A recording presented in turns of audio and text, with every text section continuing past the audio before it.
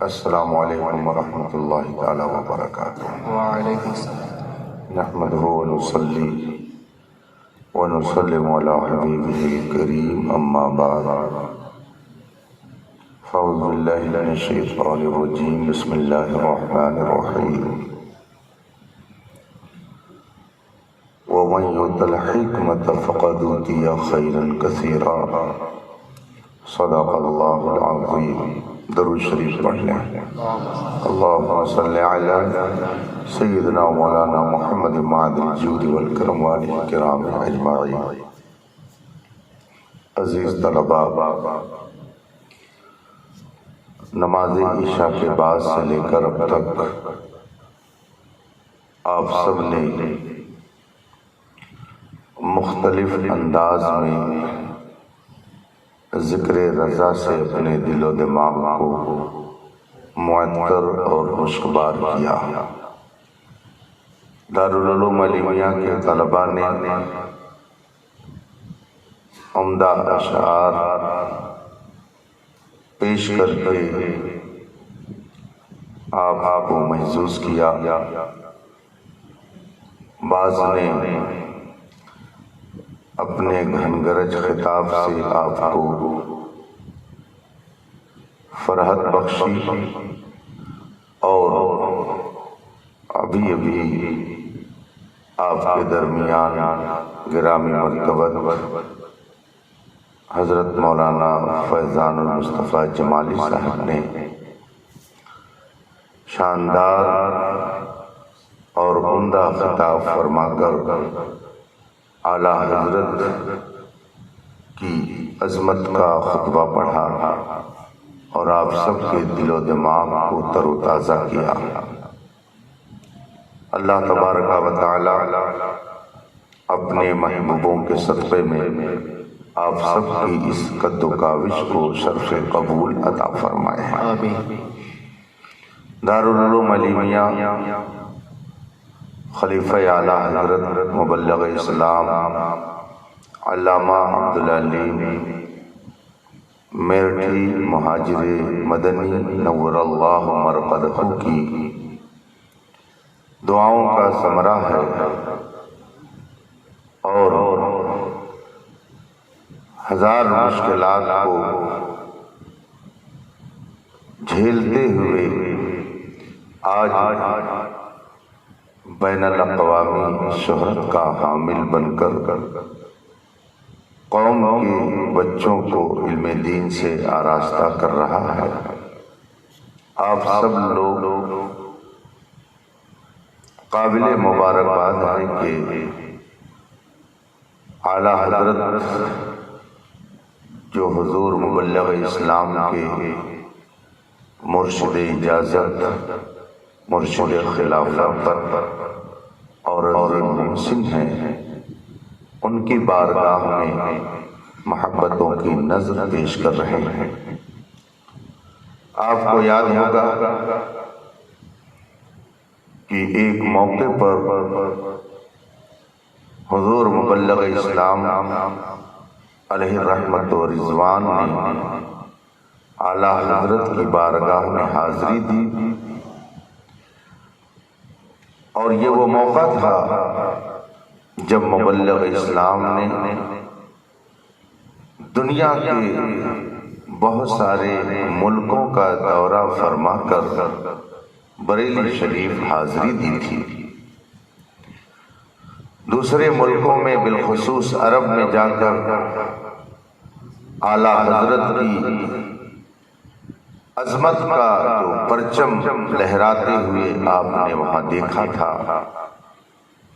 علماء عرب و عجم کے دل میں جو اعلیٰ حضرت کی قدر و منزلت دیکھی تھی، ان سارے حالات اور کیفیات کو اشعار کا جامہ پہنایا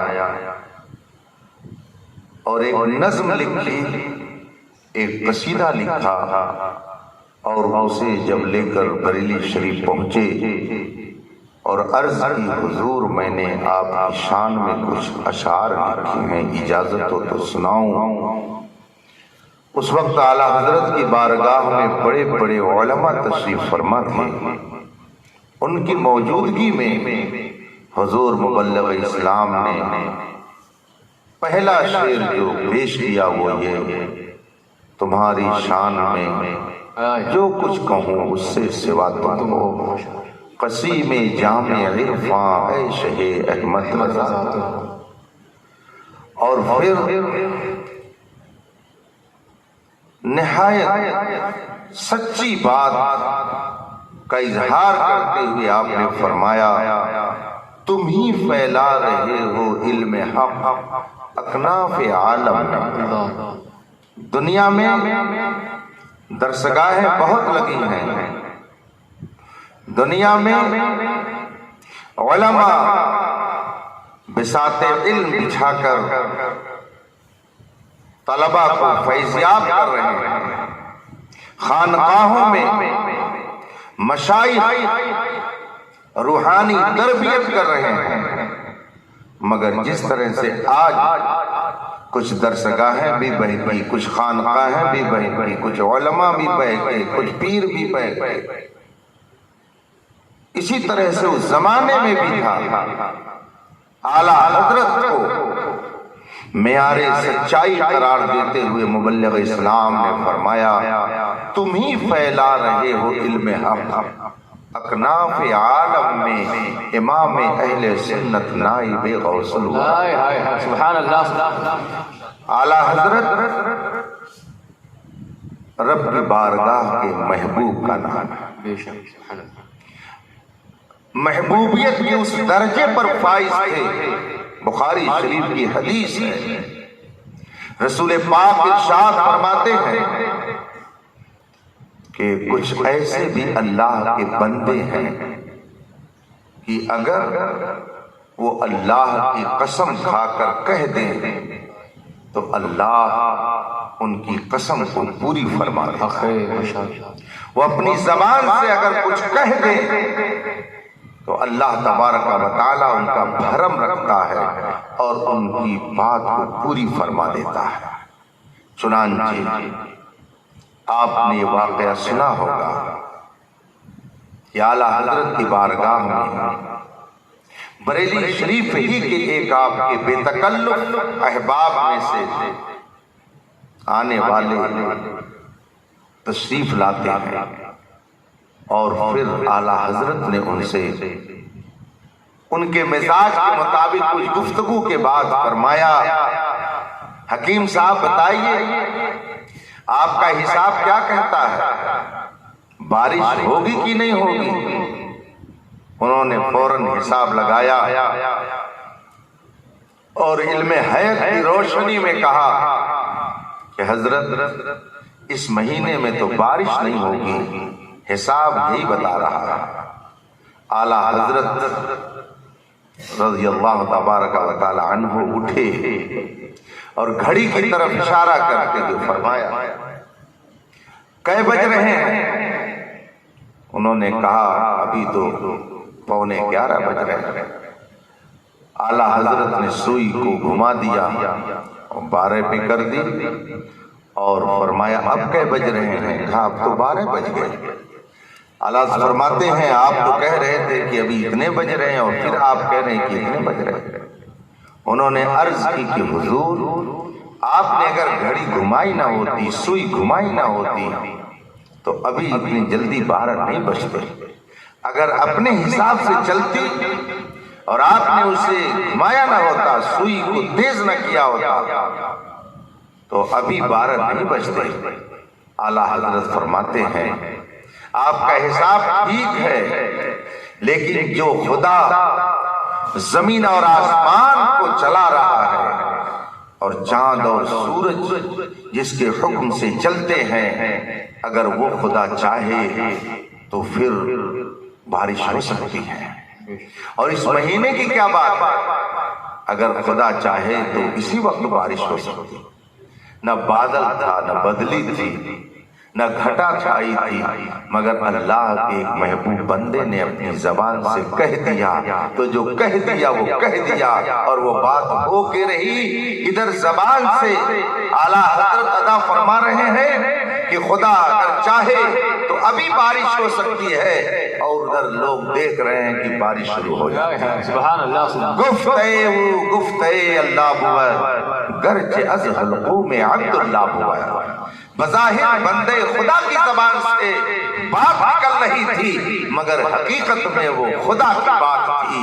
بندے مومن جب خدا پر یقین اور اعتماد رکھتا ہے، اس کا خدا پر کامل بھروسہ ہوتا ہے، تو طوفان بھی آتے ہیں اور ٹکرا کر کے اپنے وجود کو فنا کر دیتے ہیں، اور وہ حق کی آواز بن کر کے مرد مجاہد میدان میں ڈٹا رہتا ہے، بلکہ چیلنج کر کے کہتا ہے دل کے رضا ہے خنجرے خونخوار برقرار، آدھا سے کہتے خیر منائے نہ شر۔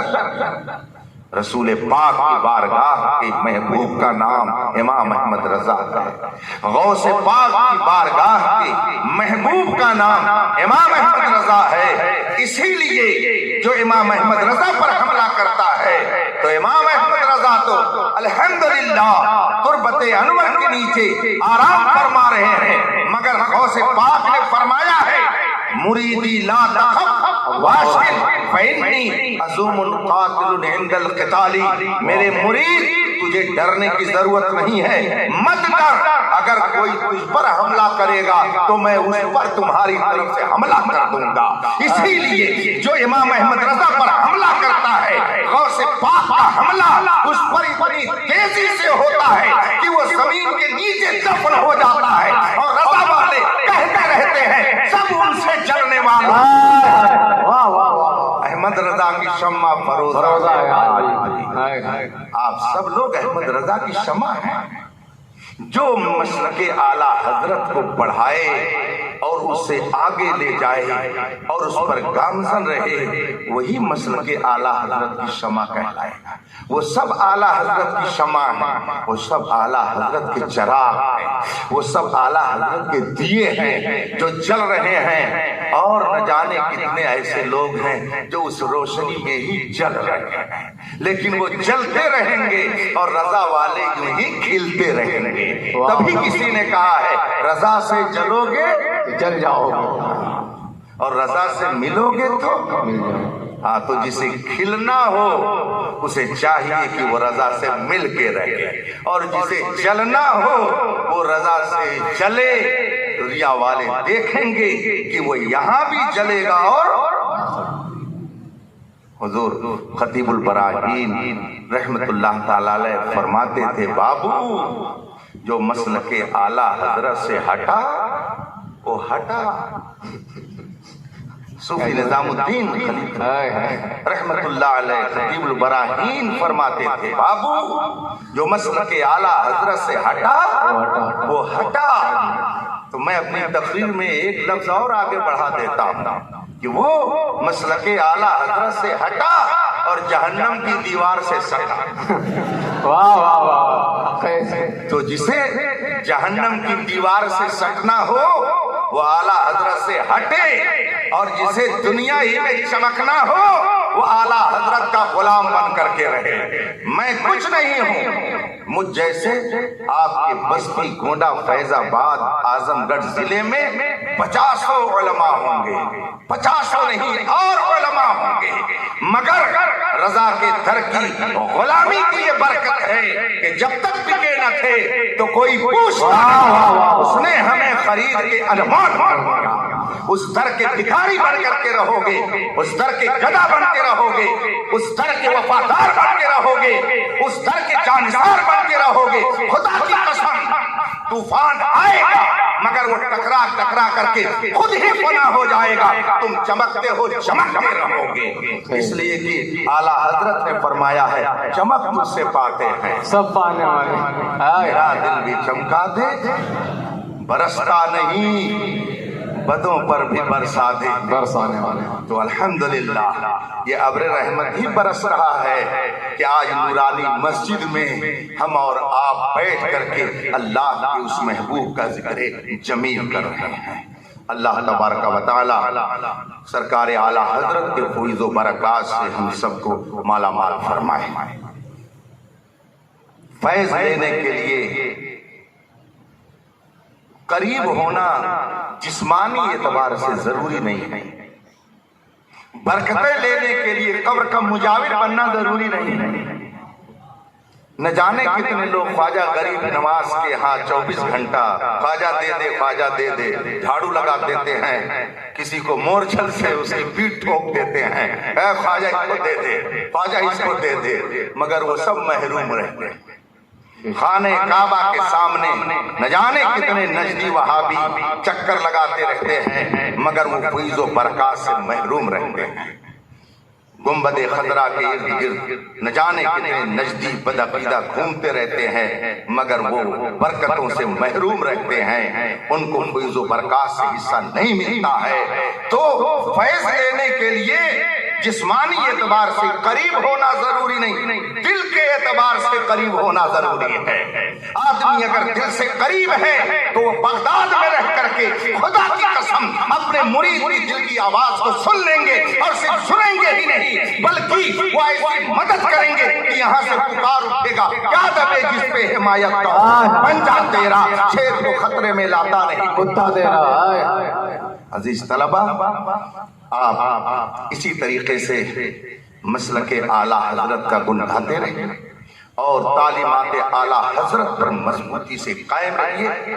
فتنوں کے اس دور میں اگر آپ چاہتے ہیں کہ آپ بہکنے نہ پائیں، کوئی یہ نہ سمجھے کہ میں علیمی ہوں تو میں نہیں بہکوں گا، نہ جانے کیسے کیسے لوگ بہک جاتے ہیں۔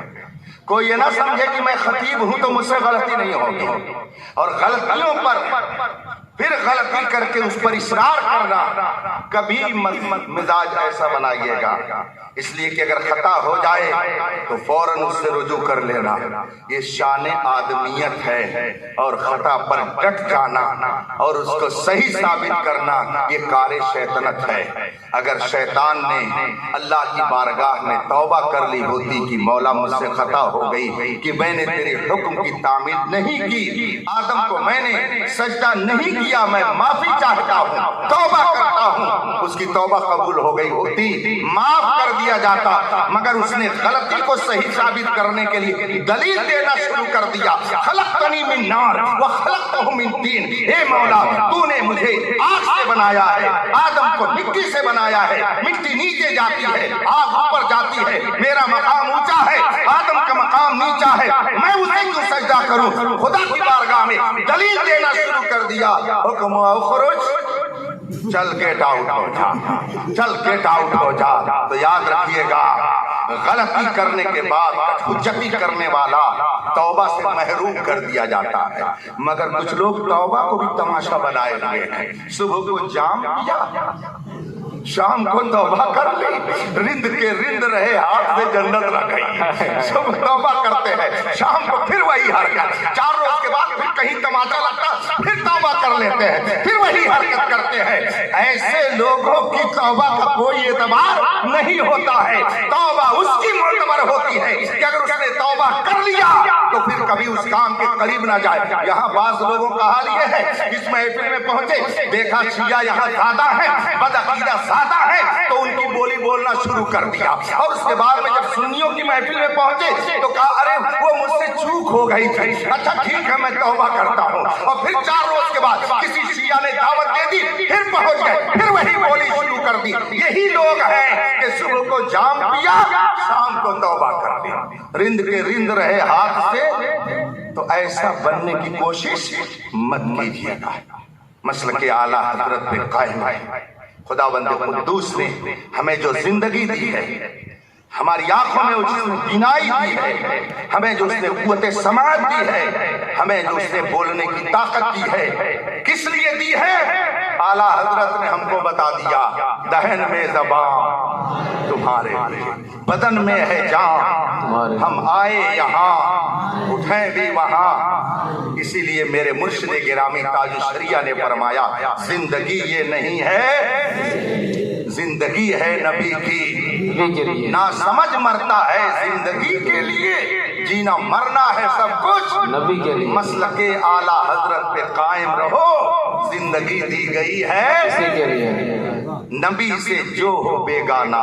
سے دل سے ہاں یہ مت سمجھو یہ ہمارے استاد ہیں، رسول کی توہین کوئی کرے اگرچہ اپنا استاد اپنا پیر ہو، اعلیٰ حضرت فرماتے ہیں جیسے دودھ سے مکھی نکال کر کے پھینکی جاتی ہے اس کو ایسے ہی اپنے سے نکال کر کے پھینک دو۔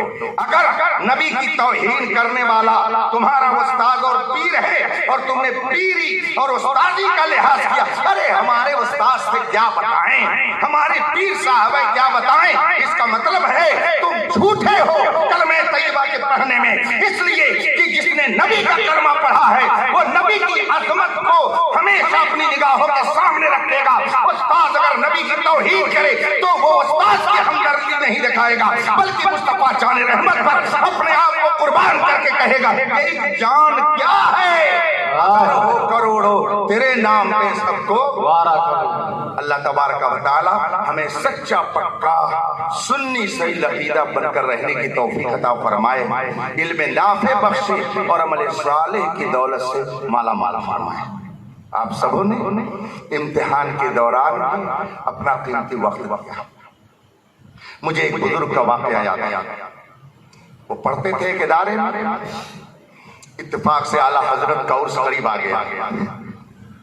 ان کے والد ماجد اعلیٰ حضرت سرکار کے بہت شہدائی، انہوں نے خط لکھا بیٹا عرس سے اعلیٰ حضرت آ رہا ہے، بریلی شریف آ جانا۔ بیٹے نے خط لکھ دیا ابو جان اسی درمیان امتحان پڑے گا، امتحان کی تیاری میں مصروف رہوں گا، پھر انشاءاللہ کسی موقع پر حاضری دے دوں گا۔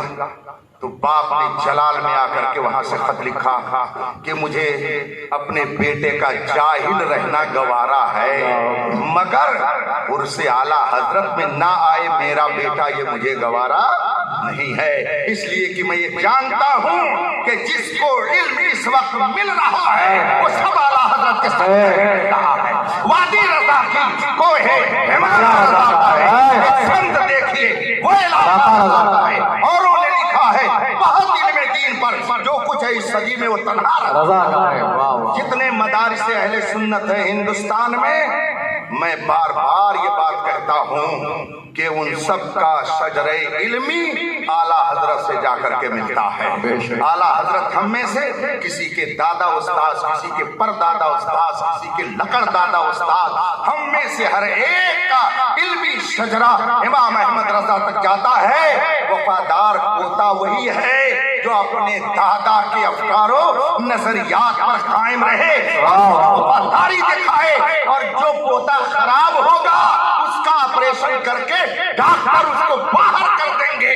اس لیے کبھی خراب مت ہوئیے گا، اپنے اس عظیم محسن اور پردادا کے افکار و نظریات پر مضبوطی سے قائم رہیے گا اور لوگوں سے کہیے گا مسلک اعلیٰ حضرت پہ زندگی دی گئی ہے۔ وآخر دعوانا الحمدللہ رب العالمین۔ السلام علیکم۔